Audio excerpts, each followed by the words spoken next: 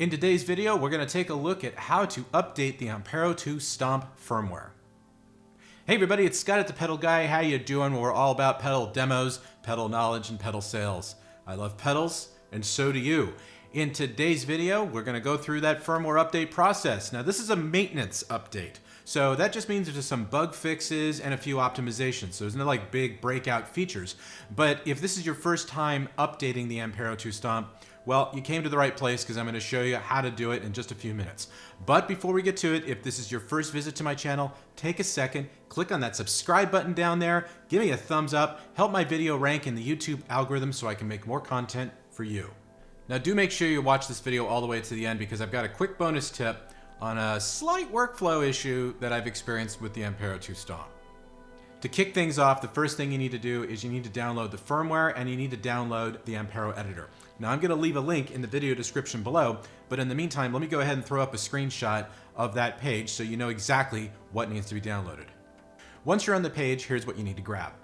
The first thing is you need to grab the firmware. Now this is a zip file, so you want to make sure you place it somewhere on your computer where you can find it quickly. Secondly, you need to grab the Ampero editor software, which is available for both Mac and PC. Once you download the Ampero editor, make sure you install it first before proceeding on to the next step. Before proceeding to the next step, do make sure that you launch the Ampero editor first, and you'll see why in just a second. What we need to do now is we need to put the Ampero 2 into firmware update mode. So assuming that you've plugged in the Ampero 2 Stomp into your computer by way of USB, what you want to do is hold down the second and third foot switches as well as the rotary encoder. Hold all those down simultaneously at once and then turn on the Ampero. And what's going to happen is the Ampero is now going to be placed into firmware/restore mode. So as you can see now, the Ampero editor has been launched and it does detect the Ampero 2 Stomp. Just simply need to start by clicking on that update button and you're going to get a couple of cautionary alerts here. One is to make sure that you, to remind you to make sure you back up your patches. So do make sure you do that before you continue. The other thing too is to click on that continue button and it's going to ask you again the same question, but with a small spelling error on there as well. So once you've done that, just go ahead and click continue.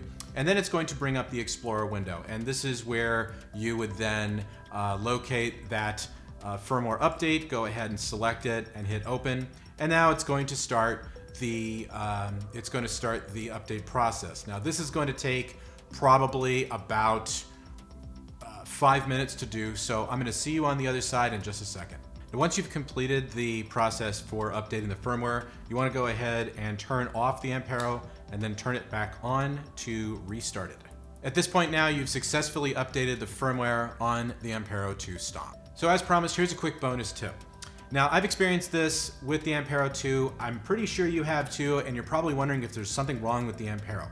The easy answer is no, there's nothing wrong with the Ampero. There just simply needs to be a firmware update to address this issue. Hotone is aware of it and they will be addressing it in a future update. But for right now, here's the issue if you are experiencing this. If you have the Ampero 2 plugged into your computer and you do something as simple, and you have the editor launched as well on your computer, and you do just something just as simple as say changing your patches, you're gonna get this window that says data transferring in the editor where you have to close the window and then it's going to reload the patches again and you're going to see the data transferring screen on the Ampero flash a few times before the patch shows up on the editor. It's kind of a pain because it takes about 3 to 5 seconds to do that every time.